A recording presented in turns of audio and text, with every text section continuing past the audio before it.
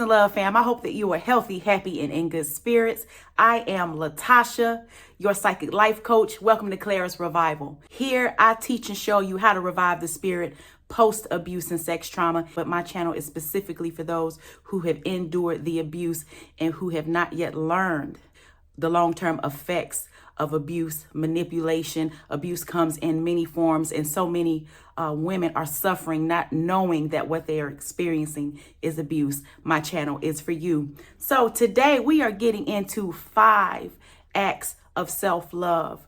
Okay, we're going beyond the physical. The physical is a part of it too, but we're going deep into some of that emotional stuff that we need to be able to change how we feel about ourselves, to be able to change our interactions with people, to be able to change the type of attention and individuals that we attract. So let's get into it. We have to learn to reclaim our childhood and sort of reparent ourselves in a way.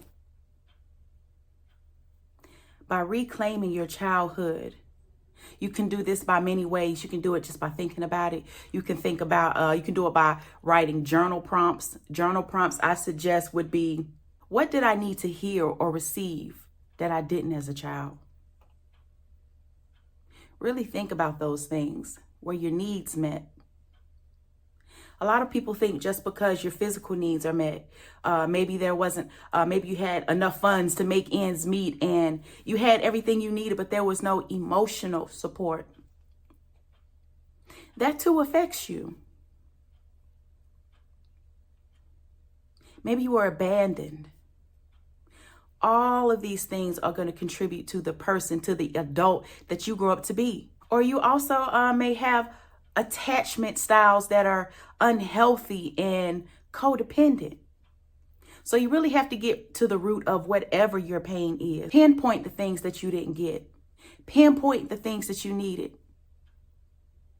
And learn to give it to yourself. Although you are an adult, although you can't go back in time, learn ways to give that to yourself. Validate your emotions. Validate what it is that you're feeling. Know that it's okay to have the thoughts that you're having, to be where you are right now. Talk to yourself kindly. If you lack safety as a child, learn how to provide yourself a safe environment. Don't surround yourself by friends or relationships that have you in danger. Your mental health, your physical body in danger. Learn to communicate effectively with those who it's safe to.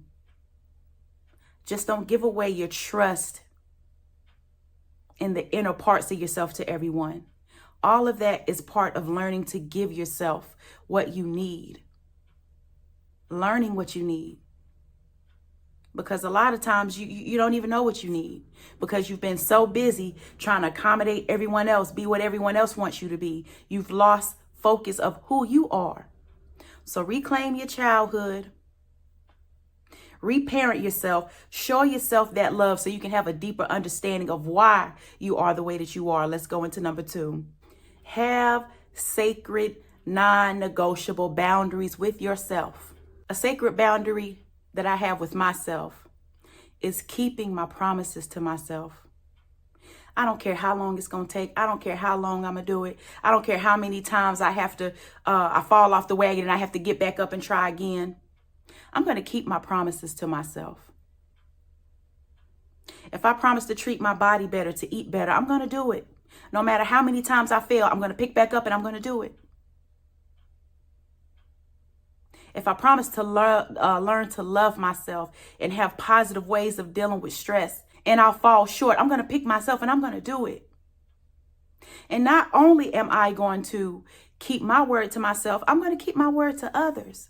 This is a boundary that I have for myself that puts responsibility on myself, that protects me in a way. Another boundary that you can have, taking your time for you. If there's a set time, if there's a set day in the week that you have off, if there's a time in the day that you need to get something done and you don't need to be bothered, set that boundary for yourself and for others. Others know. Others need to know, okay, I already know from 12 to 4, she going to be doing this. I'm not going to call. Set that time aside for yourself to rest, to recuperate, to have fun, maybe to do a little puzzle, something. Set firm boundaries for yourself and for your life. What type of people do you want around you? If people aren't reciprocating, if people are only in your life to take, guess what? It's time for them to go. Have firm boundaries in your life. If you're out here dating, if you're talking to some of these men out here, he has to know he can't call you all hours of the day and night. He needs to expect when you won't answer the phone or respond to text messages. Don't be so thirsty responding to any text message any time of the day or night. These are examples of some of the boundaries that you need to be setting. Set firm boundaries for your life so that you can create peace in your life. Boundaries create peace. It creates a shield, a fence around you. And anything that you want out, you keep it out. Have a standard for yourself. How you want to carry yourself, how you want to feel, how you want to look, and establish boundaries so that you can attain those results. All right, number 3, a lot of people don't realize just how much you put yourself down on a daily basis. How many times you tell yourself, I can't do this. I'm stupid. You know, you're down on your looks. You talk about your weight all the time when we out here singing big back, big back. We out here undervaluing ourselves and picking on ourselves. I understand there can be healing and comedy, but also we have to watch how we talk to ourselves. We have to reprogram ourselves to have positive pep talks. Talk to ourselves positively, realistically, and gently. That means you're not playing any games lying to yourself. If you see a situation that's not fitting you, if you see a behavior in you that needs to go, you're addressing it. You're not ignoring it. You're not blaming it on other people. Being able to be real with yourself, having positive self-talk in your mind, creates a safe space for you to be yourself within yourself, honey. For you to be yourself in the sanctuary of your mind. If you can't be safe in your own mind, where else can you be safe? You can't depend on anyone else, any man, any substance, anyone else, a parent, sibling. You can't depend on anybody else to give that to you. You can't depend on any material thing, money to give that to you. You have to feel it from within. So please learn, take note. Take note of the self-chatter. Take note of how many times you say something that knocks you down, that cuts your self-esteem, that says something negative about yourself. And when you catch yourself doing it, replace it with something positive.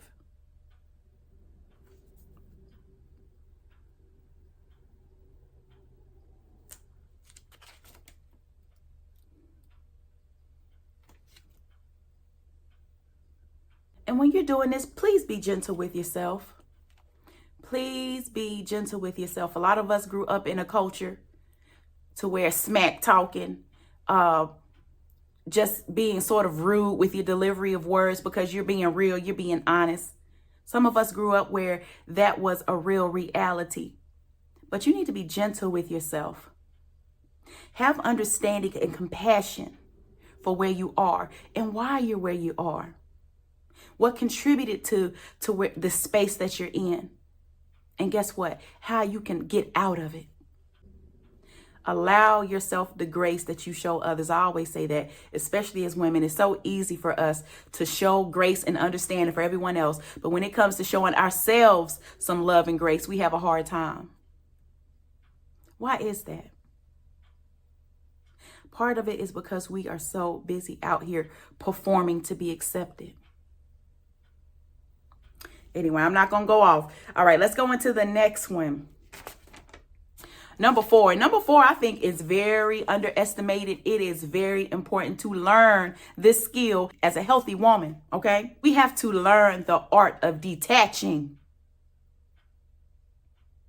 Learning how to detach from people, places, things, habits, anything that is keeping us boxed in, small, stagnant, not growing, anything that's not adding to our elevation. We need to learn how to detach from it. And a lot of us have a hard time when it comes to a man. when it comes to these toxic friendships, when it comes to these dynamics of just having people around you, just collecting souls, just souls around you that are serving no purpose, no benefit. The art of detaching will save you time, save you money, headache, grief, and you gain peace. Know when you've given too much of your energy and when it's time to go. If you're the one that's always pouring and nothing is ever being received, it's time to reevaluate. It's time to detach. If you're at a job that is making you miserable, there's no growth, there's no advancement, you don't see yourself going anywhere, it's time to make a change. It's time to have a plan to figure out how to change your situation. Learn when it's time to go. As women, me, myself, I've done this. I am so tired and saddened by seeing us waste good years on BS relationships, toxic friends, toxic jobs, being scared, being comfortable. Know when it's time to go. Know how to detach.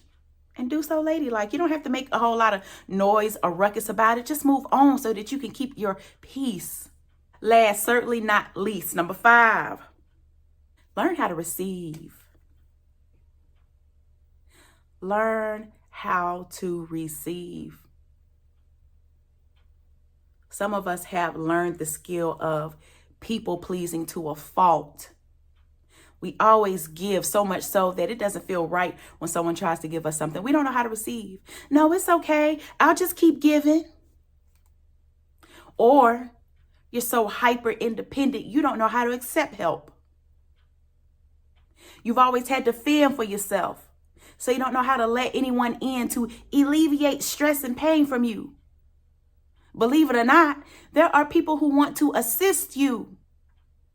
And that's so hard to see and to understand when you've been a person that's been surrounded by vampires, moochers, leeches, liars, manipulators, abusers, tragedy. Learn to have your hands open. And one thing that I like to say is when you pray, everyone has their own different way of doing things. I see people bow with their heads down and close their hands. It's a personal thing, but I challenge you to see how it feels when you pray with your hands open. Pray with your hands, your arms, your chest open, ready to receive the abundance that you're asking for, not just for the material things, for the wisdom, for the knowledge, for the growth, for the elevation. Have them arms open and that head high so that you are in a position of receiving versus having your body closed in. Be open. Learn to receive. If someone gives you a compliment, say thank you. Don't refute it. Oh, no, you sure? No, I'm fat. No, this don't look good on me. Take that compliment. If someone wants to buy you lunch one day, say thank you. I received that. Practice saying I received that. Either say it aloud as you're receiving, or you could just say it in your head. I received that. I received that. I received that. I received this blessing. I received this love. I received this help when I need it. I don't have to take everything on my own. I receive. You do not have to go through this life alone without help. These 5 things, this list of acts of self-love are made to get you, I thought about these with getting you to think. Think about your actions. Think about how you go on with your day-to-day life. And know that you deserve, you can have better. You've trained yourself to think small. You've trained yourself to believe you don't deserve things, that you're not good enough, when it's quite the opposite. So I really hope that this list of 5 things of deep self-love, how to show yourself that love, has really helped you, family. Please don't forget to like, share, comment, and subscribe. And if you struggle with giving yourself these things on this list, that's what I'm here for. Visit www.clarasrevival.com. If you want to reach out, email me, mycoach@clarasrevival.com. I love you, family. Please take care, and I'll see you soon.